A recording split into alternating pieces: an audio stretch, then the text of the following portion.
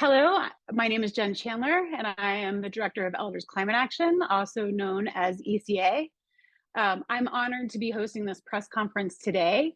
So thank you for joining us to celebrate the Environmental Protection Agency's suite of standards to reduce pollution from fossil fuel-fired power plants, which sets a new carbon pollution standard for existing coal-fired and new gas-fired power plants.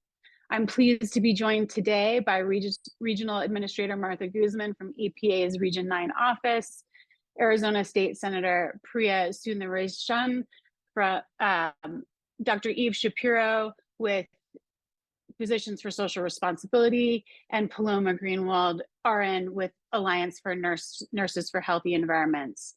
Before I introduce our guests, I'd like to first tell you a bit about ECA and why we're here today. At Elders Climate Action, we are working to mobilize elders throughout the United States to address climate change while there's still time to protect the well-being of our grandchildren and future generations. We are dedicated to using the power of our caring, our wisdom, and our numbers to push for strong policies that will reduce greenhouse gases in our atmosphere to a level consistent with life thriving on our planet. Elders have witnessed climate change firsthand and are beginning to understand the consequences of inaction. We know that older generations contributed significantly to the greenhouse gas emissions threatening our planet, and that the cleanup cannot be left to younger generations alone to solve. We have a moral responsibility to ensure a livable planet for our grandchildren and all life for generations to come.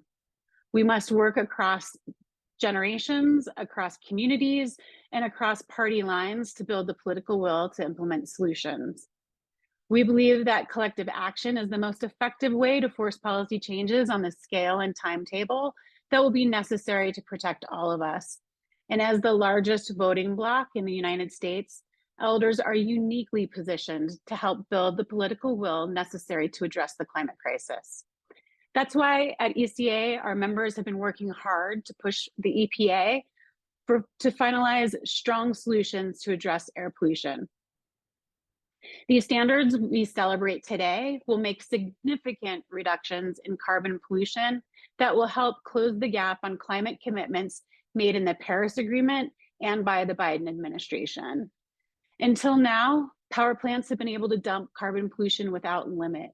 This final standard, together with Inflation Reduction Act, is projected to reduce carbon pollution in the power sector by more than 83% below 2005 levels and more than 74% below 2022 levels by 2040.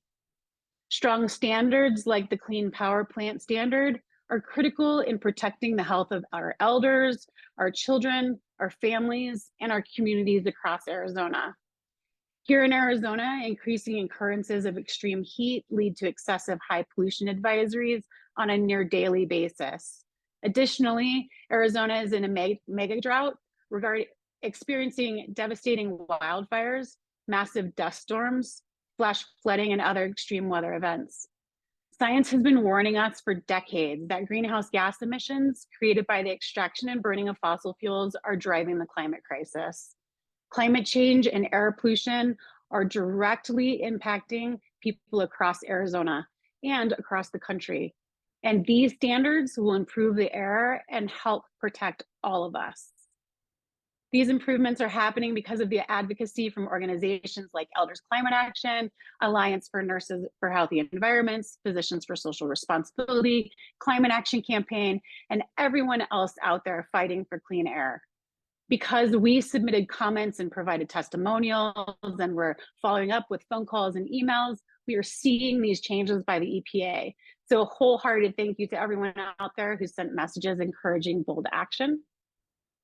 And thank you to the EPA and the Biden administration for setting strong standards to regulate power plant emissions.